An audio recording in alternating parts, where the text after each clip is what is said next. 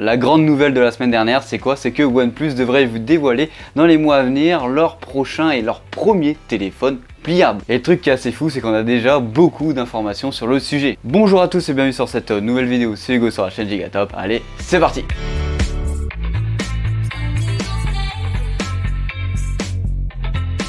Bien sûr, avant d'aller plus loin, n'hésite pas à s'abonner et à liker pour plus d'informations sur le sujet. On sait que le géant coréen Samsung devrait présenter son prochain Galaxy Z Fold 5 fin juillet. Et pour montrer cela, OnePlus voudrait montrer des crocs en sortant leur propre téléphone pliant. C'est le leaker OneLeak qui nous dévoile des rendus de ce téléphone et de la fiche technique de celui-ci. Au niveau du design, tu peux observer une lane en haut à gauche, un gros module photo à l'arrière dont tu vas pouvoir retrouver en tant que capteur principal un 48 mégapixels. Juste à côté, tu peux retrouver un ultra grand angle de 48 mégapixels aussi. Et tu peux retrouver un téléobjectif de 64 mégapixels. Quand tu regardes ce téléphone, tu peux voir qu'il y a un écran à l'avant et à l'arrière. C'est normal, on est sur un type Fold, donc un téléphone qui va s'ouvrir en tant que livre. Donc tu peux retrouver deux écrans, dont un écran avec une dalle AMOLED en interne de 2K qui fera 7,8 pouces. Sur l'écran externe, qui est également un écran AMOLED de 6,3 pouces, tu pourras retrouver une résolution de Full HD. En plus de ça, les deux écrans, que ce soit interne ou externe, auront un taux de rafraîchissement de 120 Hz. Sur les deux écrans, tu as pu remarquer qu'on allait avoir une caméra en poinçon, non sur l'écran comme le Fold. À l'avant, tu retrouverais un capteur de 32 mégapixels et sur l'écran interne, une caméra de 20 mégapixels. Pour continuer sur le design, tu peux remarquer qu'on a toujours le bouton alerte slider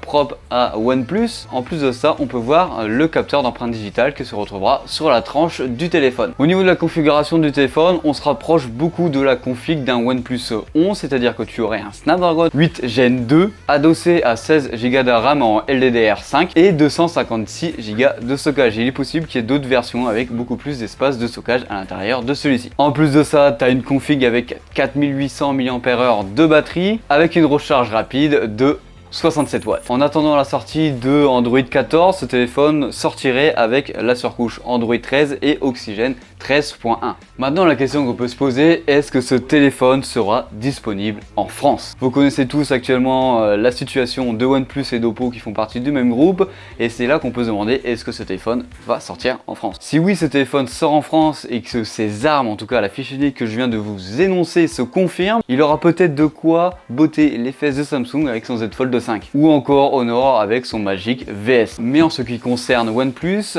la marque se présente quand même beaucoup plus rassurante que Oppo sur le sujet. Ce téléphone sera présenté dans le principe début août à fin août, donc on globalise le mois d'août. Alors toi, qu'est-ce que t'en penses sur ce sujet-là? Est-ce que OnePlus va sortir ce téléphone-là en Europe, en France? Et est-ce que ce téléphone te motive ou pas à enfin aller vers un téléphone pliant ou simplement de changer de marque? En ce qui me concerne, si ce téléphone se confirme avec ces stats là et qu'il sort en France, il y a moyen que j'aille essayer autre chose que les téléphones Samsung. En tout cas, j'espère que cette vidéo t'aura plu, n'hésite pas à t'abonner, à liker comme d'habitude. Allez, c'était Hugo sur la chaîne Gigatop, bisous.